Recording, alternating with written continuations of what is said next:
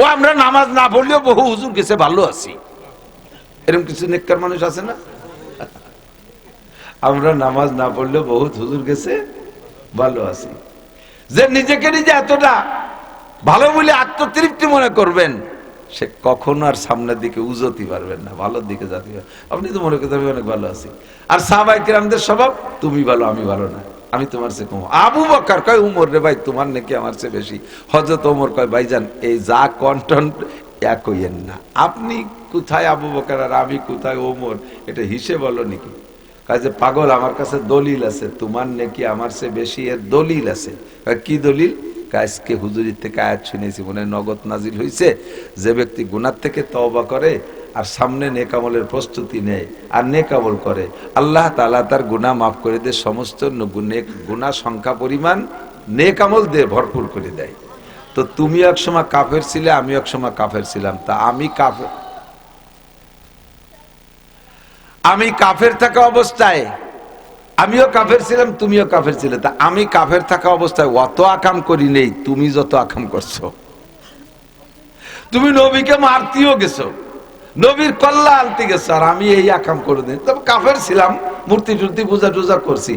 কাফের থাকাকালে আমি যে পরিমাণ আকাম করছি তার চেয়ে তুমি অনেক গুণ বেশি করছো। আর তওবা করার সাথে সাথে তোমার চেয়ে বেশি গুনাহগুলো 100টা বেশি নেকি হয়ে গেছে। সেই দিক দিয়ে তুমি কতখানি এক হয়েছো। আর যার চাওয়া সেই চাবেন, আর একজন দিয়ে বাড়া হয়ে দিয়ে চাওয়ার দরকার নেই।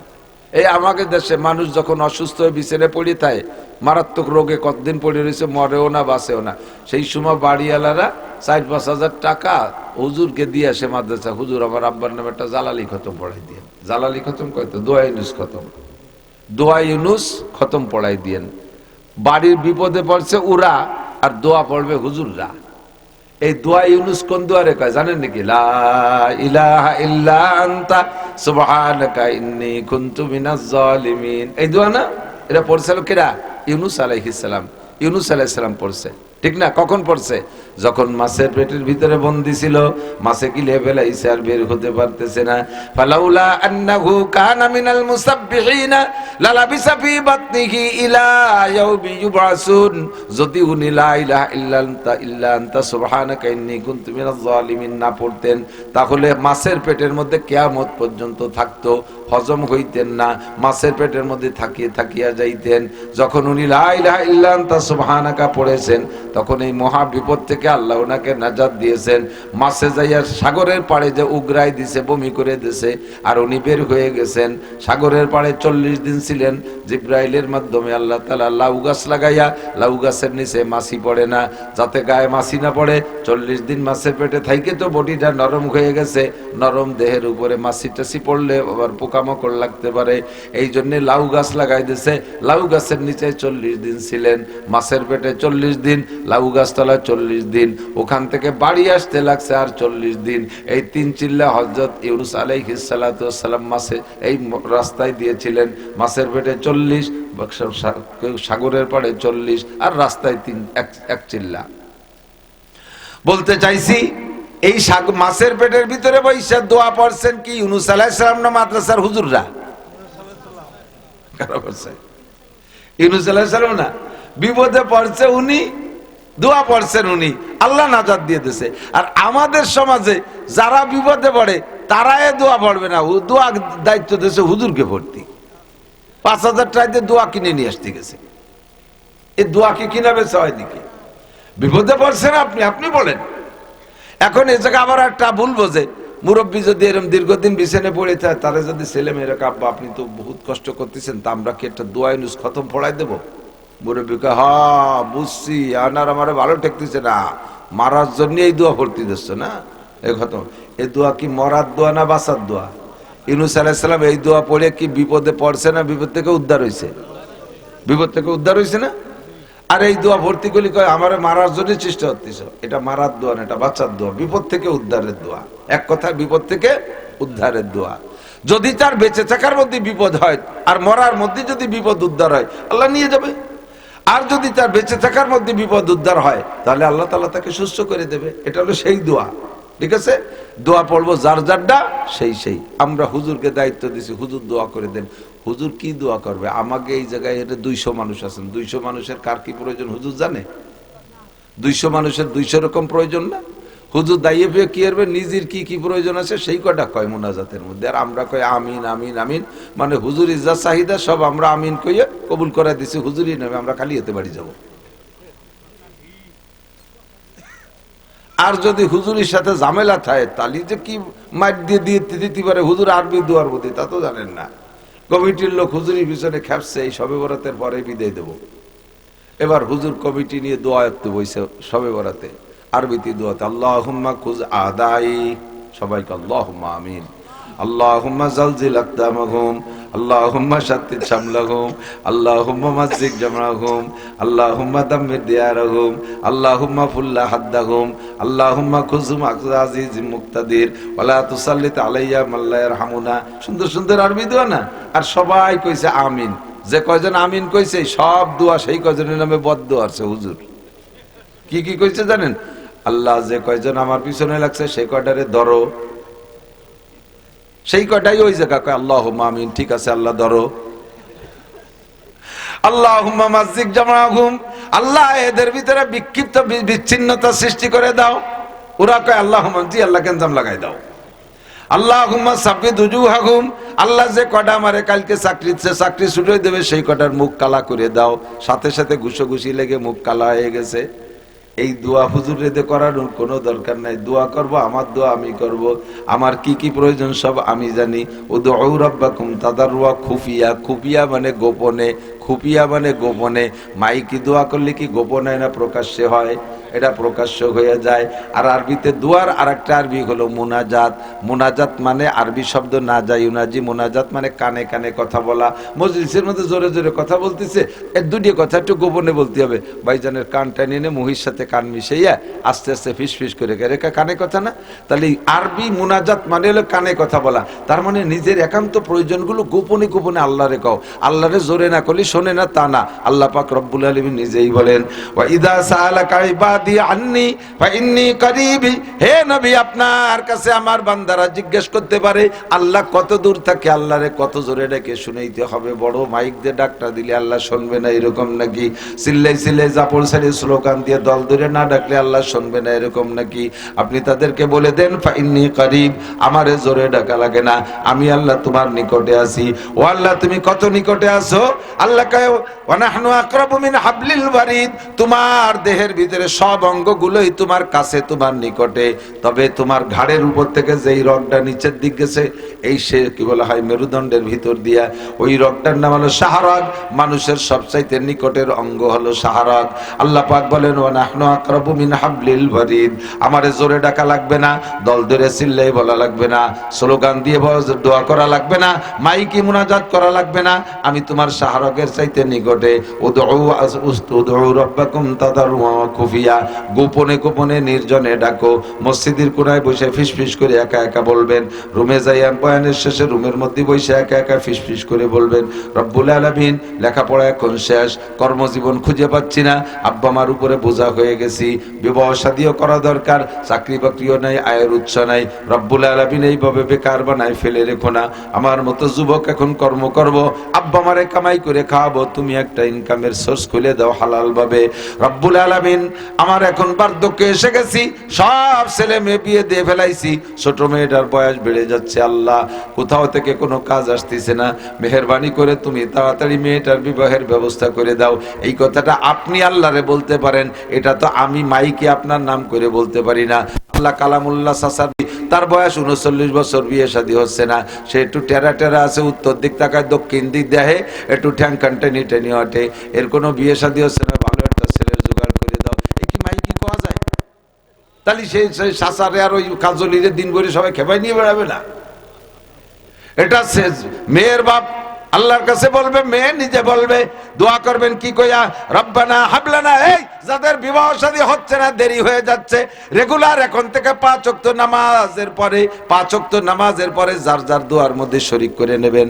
আজকে রাত্রে বেশি বেশি করে দোয়া করবেন, এই মুনাজাতটা পড়বেন। রব্বানা হাবলানা মিন আজওয়াজিনা ওয়া যুররিয়াতিনা কুররাতা আয়ুন ওয়াজআলনা লিল মুত্তাকিনা ইমামা।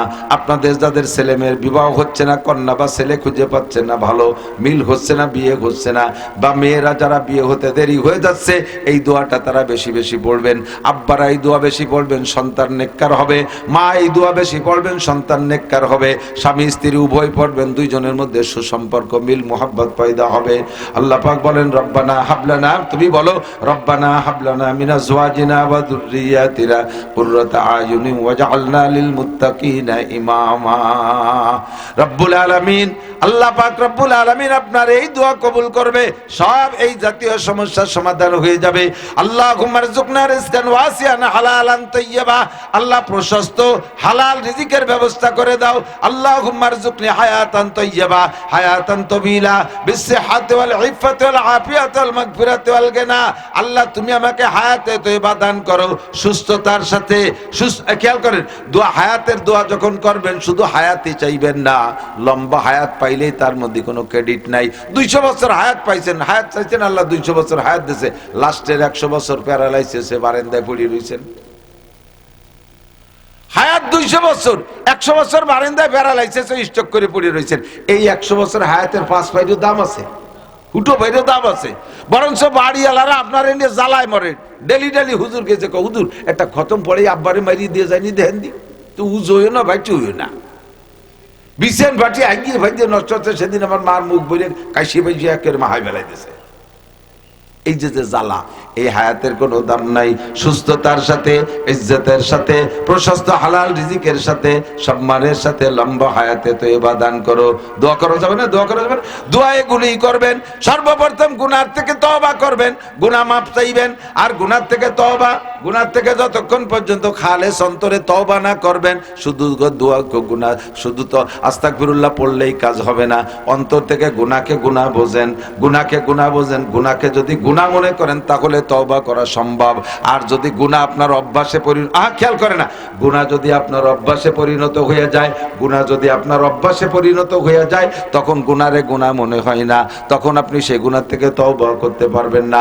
রেগুলার টেলিভিশনে নোংরা ছবি দেখতে দেখতে অভ্যাসে পরিণত হয়ে গেছে, এখন এই টেলিভিশন দেখারে গুনাহ মনে হয় না। ফেসবুক ইউটিউবে ল্যাংটা ছবি দেখতে দেখতে অভ্যাসে পরিণত হয়ে গেছে। এরা যাদের অভ্যাস হয়ে গেছে, মসজিদের মধ্যে মোবাইল অন করে বসে আর সেগুলো দেখা শুরু হয়ে যায়। এই লোকটাই গুনারে গুনাহ মনে করে না। যারা রেগুলার সুদে কারবারের মধ্যে আছে, সুদ খাইতে আছে, খাইতে খাইতে সুদই তাদের ইনকাম সোর্স হয়ে গেছে, সুদে ব্যবসা, ওই লোকটা সুদরে এখন গুনাহ মনে করে না, ও গুনাহ থেকে তওবা করবে না। যেই লোকটা চাকরির জীবনে ঘুষ খাইতে খাইতে অভ্যাস হয়ে গেছে, ঘুষই তার আয়ের মোটা ইনকাম সোর্স মনে করে নেছে, বেতনরে অতটা গুরুত্ব দেয় না, ওটা তো অনায়াসে অ্যাকাউন্টে ঢুকে যাবে। ঘুষ কিভাবে পাওয়া যাবে এই ঘুষের জন্য হন্য হয়ে পাগলের মতো ঘুরতে থাকে। ঘুষ খাইতে খাইতে অভ্যাস হয়ে গেলে এই লোকটা আর ঘুষে গুনাহ মনে করে না, ওটা তার ইনকাম সোর্স মনে করে এবং বিভিন্নভাবে যুক্তি আর দলিল পেশ করে নিজে নিজে, যে এটা তো আমার চাকরিস্থলে, কর্মস্থলে, এটাও তো আমার পরিশ্রমের বিনিময়ে খাচ্ছি, এইভাবে দলিল বানায় হালাল মনে করে। ওই লোকটা কোনোদিন ঘুষের থেকে তওবা করবে না। জিনা করতে করতে অভ্যাস হয়ে গেছে, ধরা পড়ে না, ধরা পড়ে না, আল্লাহ ধরাই দিচ্ছে না। আল্লাহ কা ইন্না বাচ্চা রাব্বিকা শাদীদ সানাস্তাদরিজুকুম মিন হাইসু লা ইয়াহতাসিব সানাস্তাদরিজুকুম মিন হাইসু লা ইয়ালামুন। আল্লাহ পাক বলেন ফামাইকিলিল কাফিরিনা আমহিলহুম রুয়াইদা। গুনাহ করার সাথে সাথে আমি অ্যাকশনে যাই না, গুনাহ করার সাথে সাথে অ্যাকশনে যাই না, আমি সুযোগ দেই দেখি বান্দা স্বেচ্ছায় তওবা করে কিনা। যদি তওবা করে আর ফেরেশতাদেরকে লিখতেও দেই না। যখন গুনাহ করতে করতে সীমা লঙ্ঘন করে তখন আমি আর না ধরে পারি না। হে যুবক, আবাল, বৃদ্ধ, বনিতা, নারী আর পুরুষ, মনে রাখবা, আর আল্লাহ পাক যেদিন ধরে, আল্লাহ যেদিন ধরে, আল্লাহর হাত থেকে কেউ ছুটতে পারে না। এই কথা বলেন ঠিক কি ঠিক না?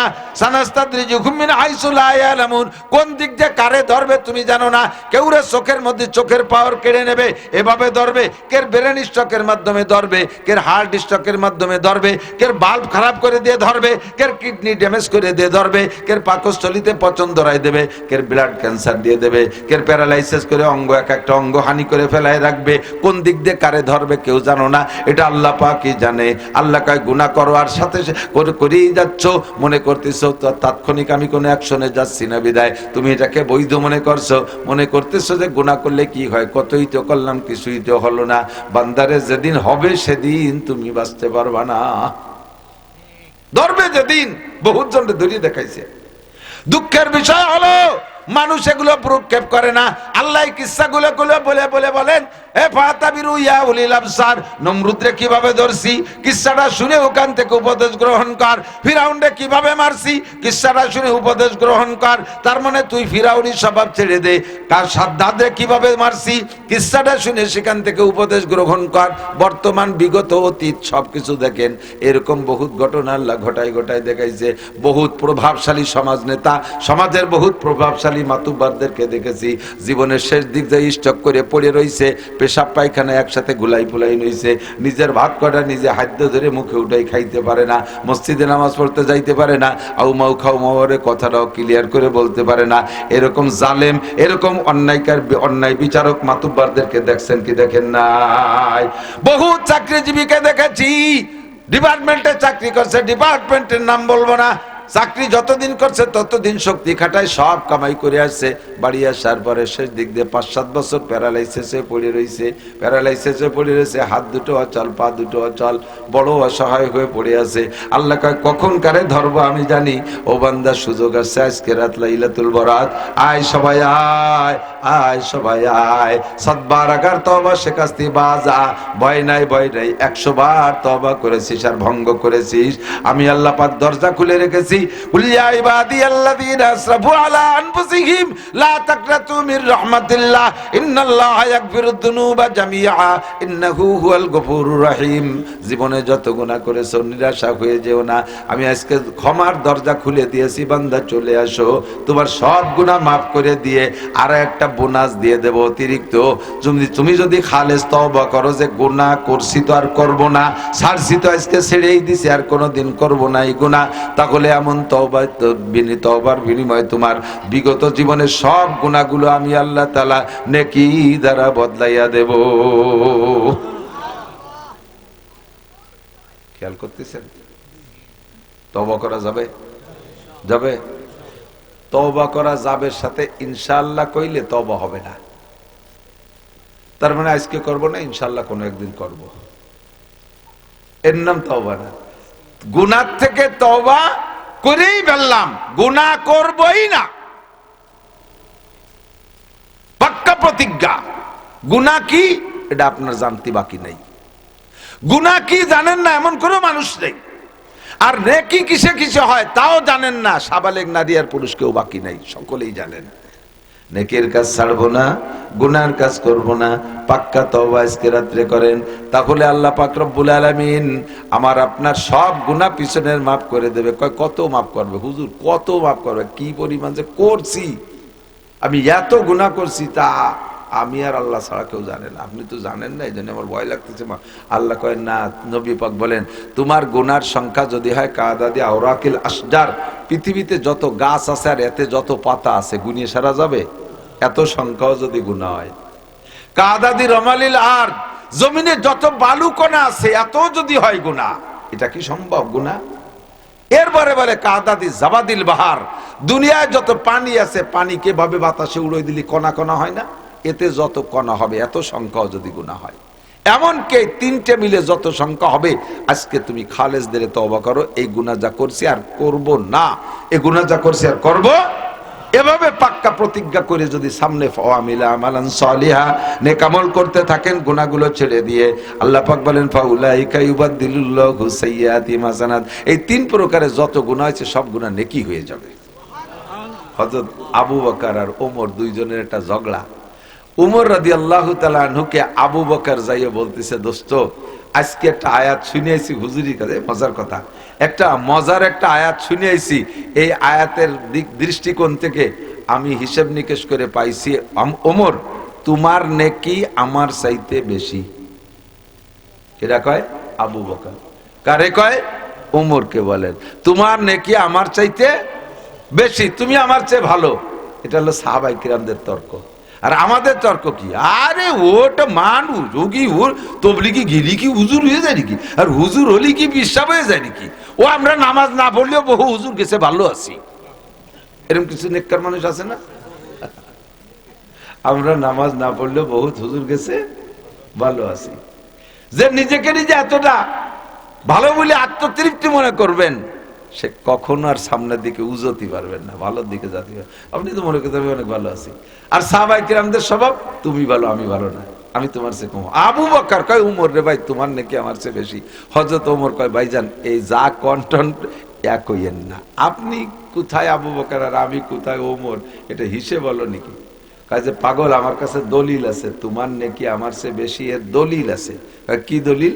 আজকে হুজুরির থেকে আয়াত শুনেছি, মনে নগদ নাজিল হইছে, যে ব্যক্তি গুনাহ থেকে তওবা করে আর সামনে নেক আমলের প্রস্তুতি নেয় আর নেক আমল করে, আল্লাহ তাআলা তার গুনাহ মাফ করে দেয়, সমস্ত গুনাহ সংখ্যা পরিমাণ নেক আমল দিয়ে ভরপুর করে দেয়। তো তুমি এক সময় কাফের ছিলে, আমি এক সময় কাফের ছিলাম, তা আমি কাফের থাকা অবস্থায় আমিও কাফের ছিলাম, তুমিও কাফের ছিলে, তা আমি কাফের থাকা অবস্থায় অত আকাম করি নেই তুমি যত আকাম করছো। তুমি নবীকে মারতেও গেছো, নবীর কল্লা আনতে গেছো, আর আমি এই আকাম করে দিই। তবে কাফের ছিলাম, মূর্তি টুর্তি পূজা টুজা করছি, কাফের থাকা কালে আমি যে পরিমাণ আকাম করছি তার চেয়ে তুমি অনেক গুণ বেশি করছো, আর তওবা করার সাথে সাথে তোমার চেয়ে বেশি গুনাহগুলো 100টা বেশি নেকি হয়ে গেছে। সেই দিক দিয়ে তুমি কতখানি এক হয়েছো।